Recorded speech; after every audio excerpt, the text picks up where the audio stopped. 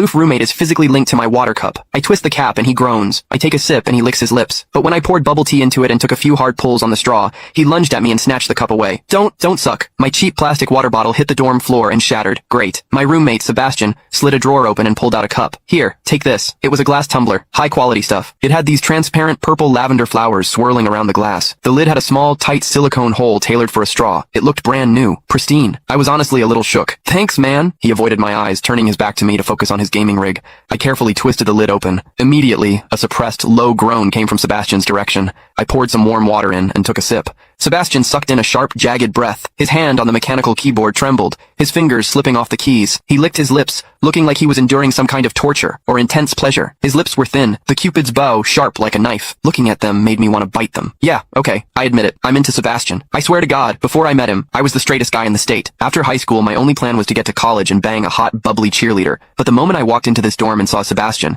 that plan went out the window. 4 years of college and he's the only one I want to mess around with. But I couldn't tell him. No way. I was terrified that if I spilled my guts, we wouldn't even be friends anymore. Because Sebastian is straight. Like, painfully straight. Only 2 weeks ago, he turned down a senior, a varsity swimmer, total stud, who asked him out. After that, Sebastian came back to the room and sat at his desk with a face like thunder for hours. The guy must be a raging homophobe. Maybe it was because the cup was a gift from my crush, but that warm water tasted sweeter than usual. It had a weirdly good aftertaste. I grabbed a straw from my desk and shoved it deep into the hole on the lid. The second I did, a strangled moan ripped out of Sebastian's throat. He bolted up and sprinted into the bathroom. Weird. We were just gaming. Why the hell did he suddenly need a shower? He didn't even grab a change of clothes or a towel. My hearing has always been too good for my own good. Through the thin bathroom door, I heard whimpery, muffled sounds. Soft, hot, suppressed. As a dude, I knew exactly what that sound was. He was jerking off. When I get horny, I usually wait until lights out and hide under the covers like a rat. But Sebastian, it's the middle of the damn day and he just goes for it? Talk about high testosterone. Sebastian is gorgeous. He's got that cold, don't touch me vibe, but his eyes are sharp, almost like a fox. He looks like a priest who's secretly a sinner, tempting as hell. I've heard people say his smile is killer,